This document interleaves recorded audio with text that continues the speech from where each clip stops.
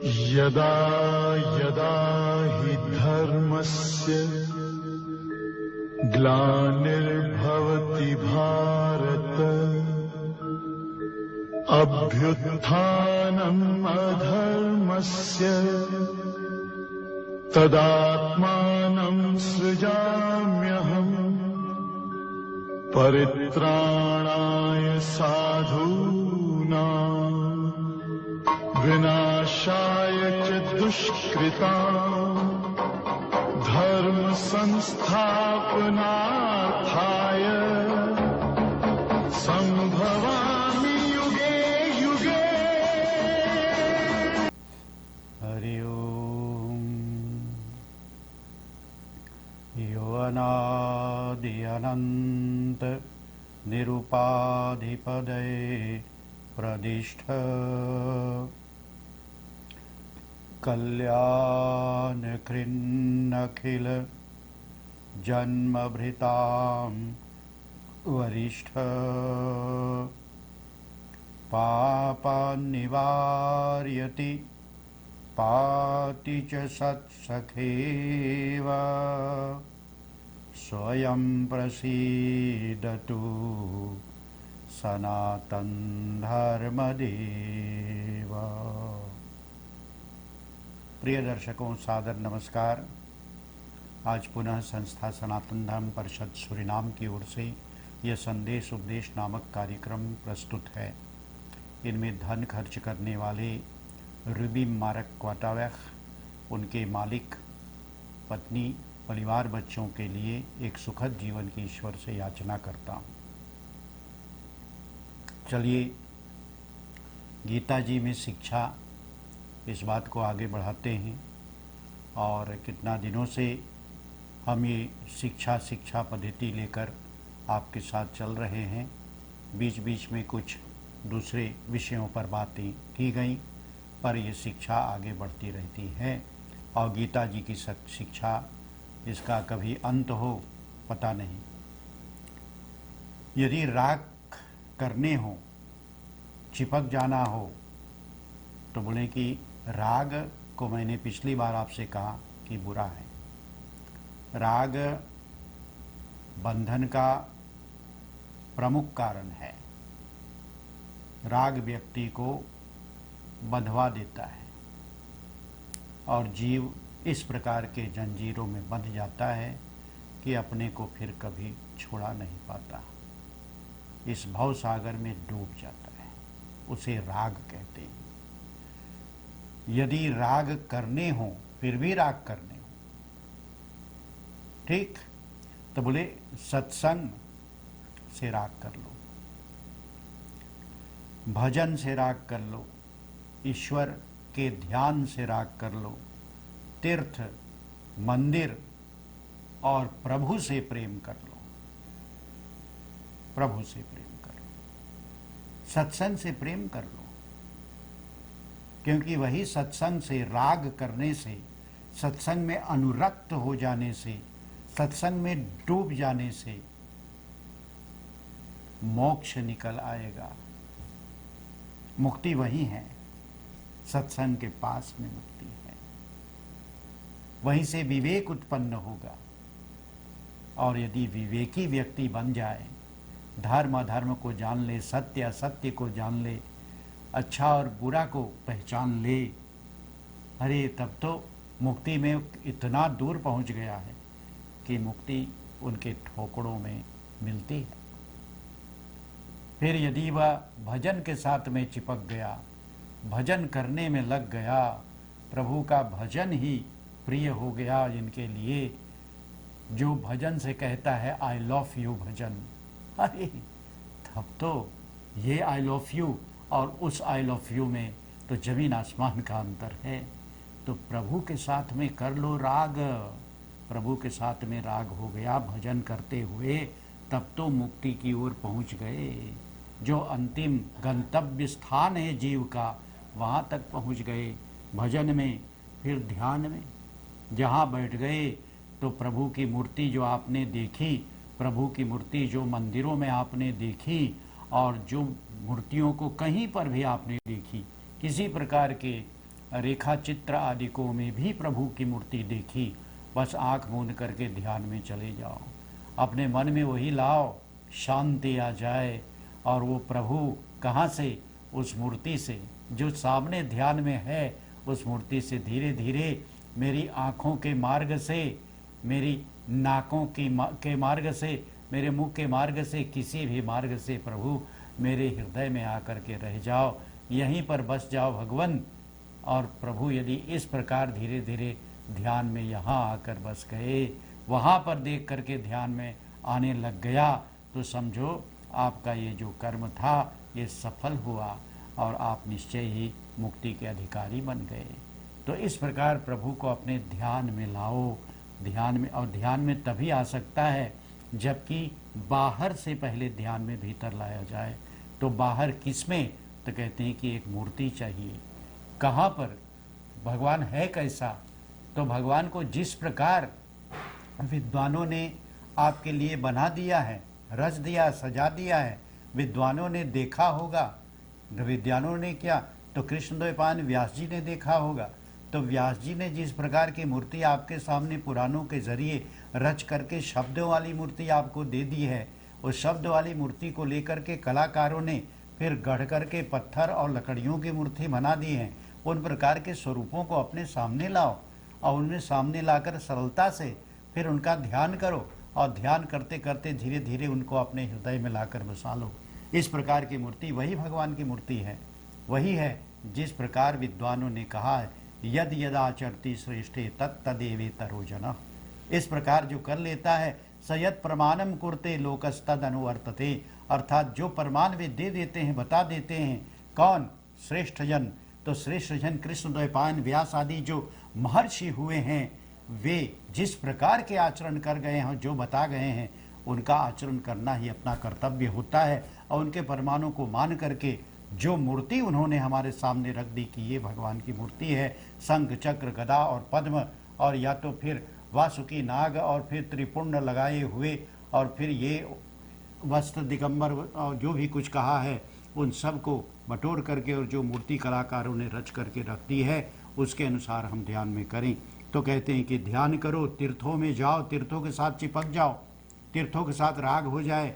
जहाँ जहाँ आपके तीर्थ हैं, मंदिर हैं, उन मंदिरों के लिए प्रति समय आस्था रहे, वह भक्ति रहे कि हम निश्चय ही मंदिर तक पहुँचे, तीर्थों तक पहुँचे।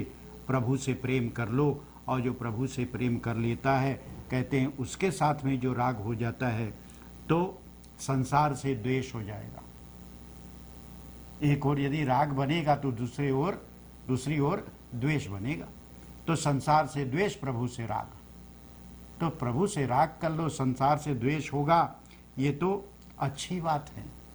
तो द्वेष एक स्थान पे अच्छी है, यदि वो प्रभु में अनुरक्त व्यक्ति हो जाए, तो संसार से द्वेष हो जाए, तो यहाँ का द्वेष तो बिल्कुल अच्छा है, ठीक बात, सुंदर है। तो भगवान में प्रेम मतलब संसार से वैराग्य। और यही तो आपको सिखाया जाता है कि त्याग करो, त्याग करो, त्याग करो, छोड़ो, इन सब को छोड़ो। ठीक, अंत में त्याग से फिर वैराग्य हो जाएगा कि फिर देखने की इच्छा नहीं रहेगी, उसे वैराग्य कहते हैं। तो विरागी बन जाओ तो संसार से वैराग्य हो जाएगा। जब यह स्थिति आ जाए तो सेवा भाव जागेगी। ठीक, भगवान में राग, संसार से द्वेष, अब हृदय में क्या जागेगी? सेवा भाव, सेवा भाव जागेगी, परोपकार जागेगी। इस दया में, दया के सागर में सेवा रूप नाव आगे बढ़ेगी, ये आगे बढ़ने वाली है।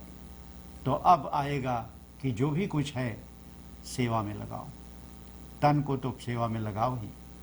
जहाँ पर सहायता किसी की होनी वहाँ सहायता करो, सेवा करो।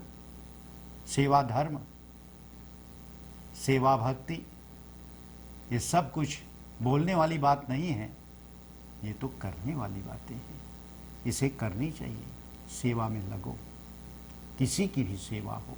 घर में जितने परिवार हैं वहीं पर तुम्हें में सेवा भक्ति जाग गई तो फिर प्रारंभ कर दो, सेवा करना शुरू कर दो। चाय चाय लेनी हो तुम लेकर दे दो, उतनी सेवा प्रारंभ करो, चाय हम लेके दे देते हैं, क्या करनी।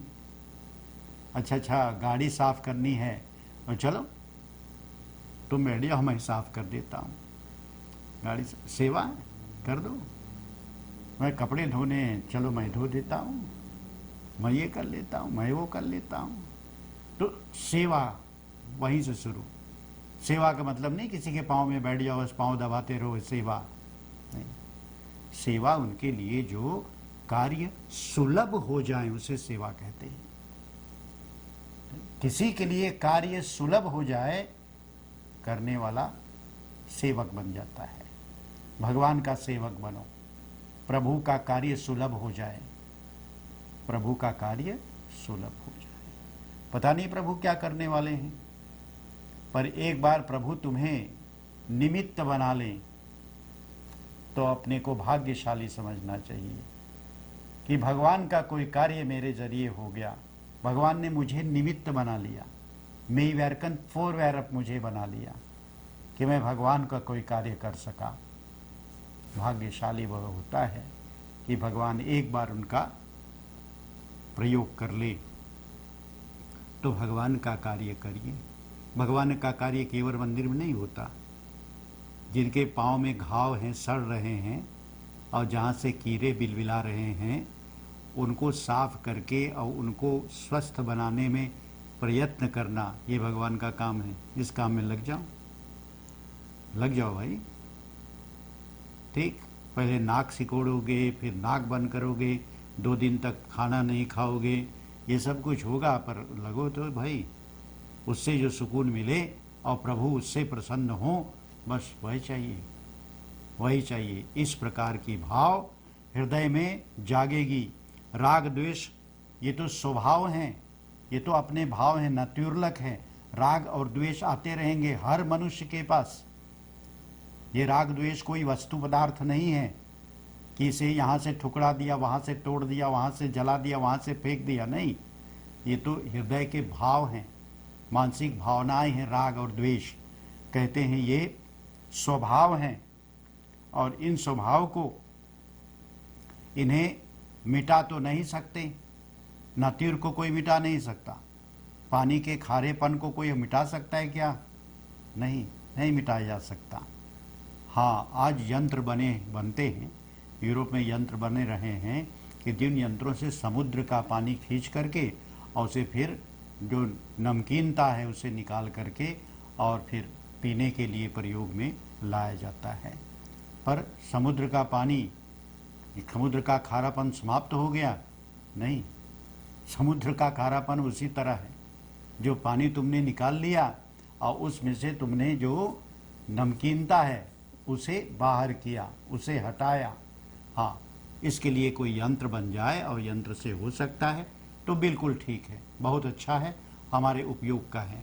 और समुद्र खारा ही रहेगा, पूरे समुद्र को मीठा नहीं किया जा सकता, वो उनका स्वभाव है।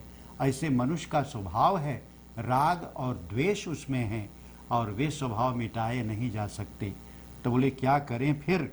तो बोले उन्हें शुद्ध किया जा सकता है। समझ में आई बात?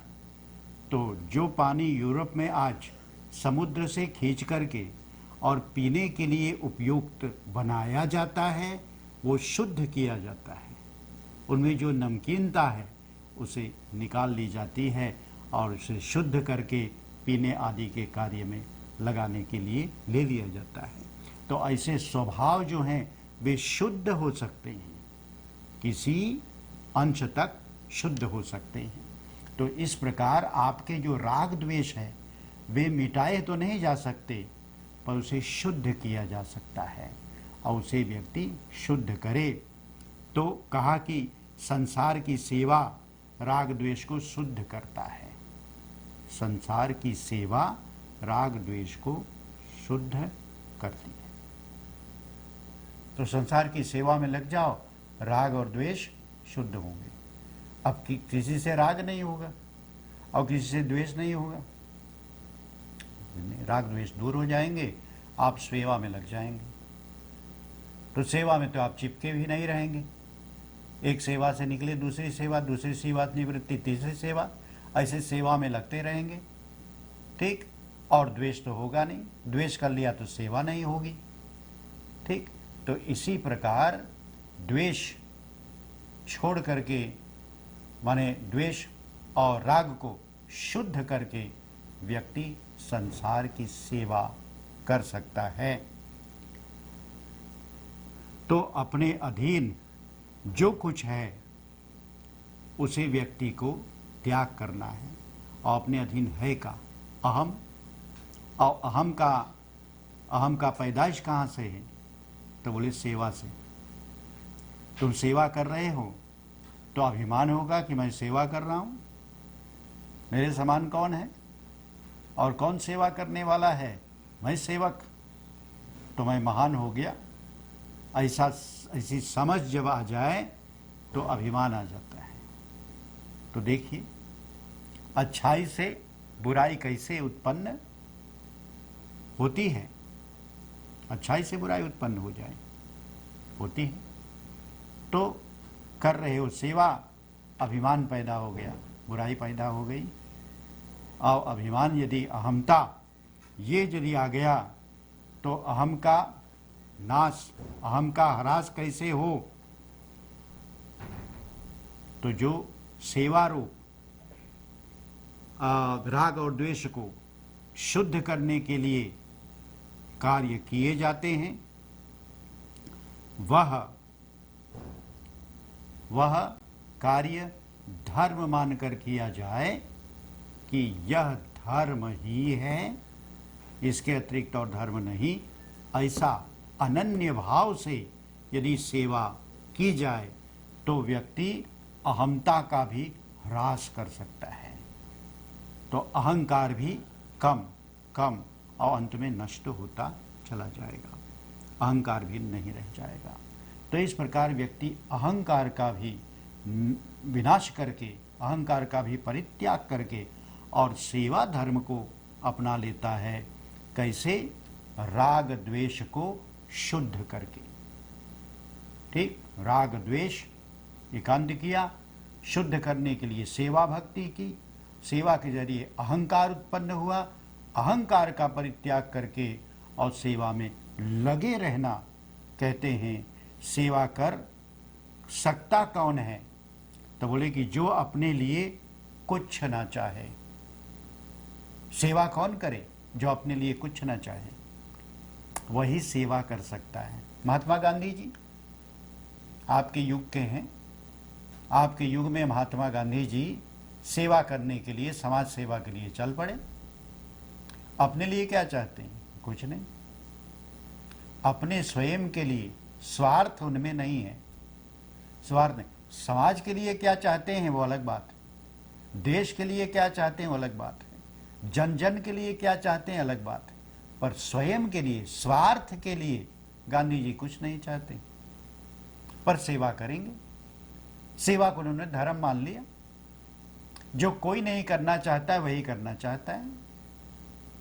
लोगों के गलियों में जहां पर लोग टट्टी कर देते थे बाहर ही, उन टट्टी को उठा करके गांधी जी ने अपने सर पे रखा और ले जाकर कूड़े पर दिया, दे मारा।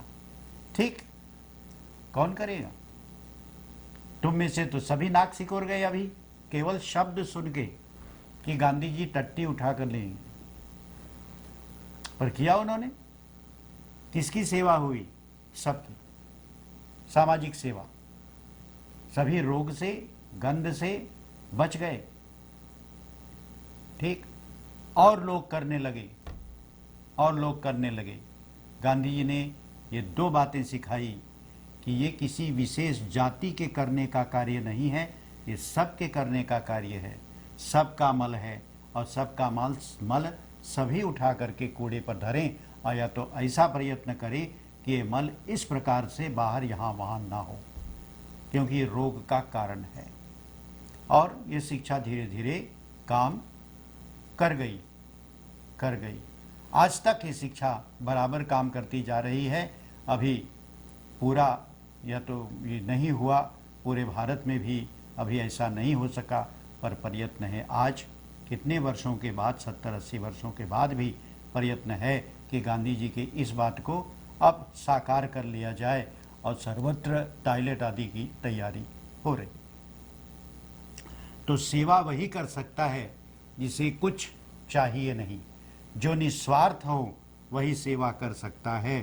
अभिमान को कौन कहते हैं? दूसरों को सेवा से सुख पहुंचाना ठीक है, पर स्वयं सुखी होना, इस बात से अभिमान को न्योता देना है। ठीक, किसी की सेवा करके उसे सुख पहुंचाना बहुत ठीक बात है। व्यक्ति सुखी होता है, समाज सुखी होता है, गांव सुखी होता है, चलो ठीक, बहुत अच्छी बात। पर स्वयं सुखी होना, प्रसन्न होना, खुश होना, नाचना नहीं। क्यों? क्योंकि इससे अभिमान है। अभिमान, मैंने कुछ किया, तो ये अभिमान जब आने लगेगा तो तुम्हें ये अभिमान लेकर डूब जाएगा। एक दिन लेकर डूबेगा तुम्हें, क्योंकि ये अभिमान हमारा शत्रु है। इस अहमता को दूर करना है, तो अभिमान को न्योता देना है। अर्थात सेवा धर्म भी बंधन है। सेवा धर्म भी बंधन है। तो आपने सेवा को भोग का सामान बना लिया है। सेवा करूं और खुश रहूं, सेवा करूं सुखी रहूं, है तो ये अभिमान जो आप में आ गया है, तो आपने इसको भी भोग का सामान बना लिया है।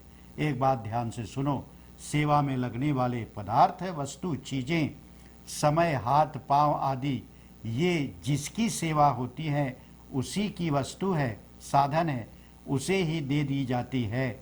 आपको बदले में क्या चाह, उसी की धरोहर उसी को देने में एहसान कैसा।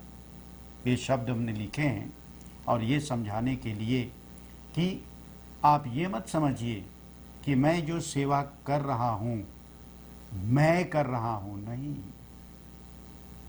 ठीक, ये भगवान ही तुमको माध्यम बना के करा रहे हैं। तुम केवल माध्यम और कुछ नहीं। तो माध्यम को क्या मिलेगा? कोई फल मिलेगा? कोई फल नहीं मिलेगा। तुम तो माध्यम बने हो। आओ, भाग्य तेरे कि भगवान ने तुम्हें माध्यम बना लिया। तुमसे सेवा करा रहे हैं प्रभु, और तुम सेवा करते चले जाओ।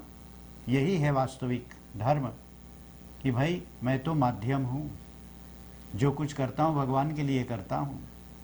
इसी को समर्पण कहते हैं। तत्कुरुष्व मदर्पणम, ये जो गीता जी की शिक्षा है, अर्जुन जी अर्पण करके करो। तो ये सब जो है, तो सेवा धर्म भी जो तुम कर रहे हो, उन्हीं की वस्तु उनको दे रहे हो, उन्हीं की वस्तु उनको दे रहे हो, बस और कुछ नहीं। और आप बोलते भी हैं सदैव, त्वदीयं वस्तु गोविंद, त्वदीयं वस्तु गोविंद। हे गोविंद, तूने हमें वस्तु दी है।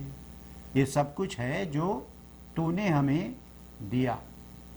त्वदीयं वस्तु गोविंद तुभ्यमेव समर्पयेत्। और हे भगवान, ये मैं तेरे को समर्पित कर रहा हूँ, तेरे ही कार्य में लगा रहा हूँ, सेवा में इसका प्रयोग कर रहा हूँ। तो क्या है? मेरा मुझ में कुछ नहीं, जो कुछ है सो तोर, तेरा तुझको सौंपते क्या लागत है मोर। केवल इतनी बात, केवल इतनी बात को रोज रोज ध्यान करना शुरू करो, रोज रोज। तुदी वस्तु गोविंद तुभ्यमेव समर्पय त्वं समको भूत्वा प्रसीद परमेश्वरम। मेरा मुझ में कुछ नहीं, जो कुछ है सो तोर, तेरा तुझको सौंपते क्या लागत है मोर। इससे बड़ा कोई भी वेद में मंत्र नहीं है, इससे बढ़का मंत्र और किसी वेद में नहीं है। ये सामान्यतः सामान्य लगते हैं शब्द आपको, पर इनमें जो गहराई है समुद्र की था से भी अधिक है। इसमें जो रत्न मिले वे अपूर्व हैं। तुमने उन रत्नों को कभी देखा ही नहीं, ये इसमें मिलेंगे। मेरा मुझ में कुछ नहीं, करके देख लो, बोलो रोज, रोज बोलते रहो, करके भी देख लो, तब पता चलेगा कि ईश्वरीय शक्ति किस प्रकार मनुष्य में पहुंच करके और उसे अपने गंतव्य स्थान अर्थात उनके अपने कर्तव्य परायणता के मार्ग पर चलाते हुए और मोक्ष तक पहुंचा देता है, पहुंचा देगा अवश्य में। इन्हीं शब्दों के साथ समय आपका हो चला है, यहीं पर वाणी को विराम देता हूं। अगली बार फिर आपसे मिलने का मैं प्रयास करूंगा। तब तक के लिए नमस्कार। हरि ओम। शांति शांति शांति। यदा यदा हि धर्मस्य ग्लानिर्भवति भारत अभ्युत्थानम् अधर्मस्य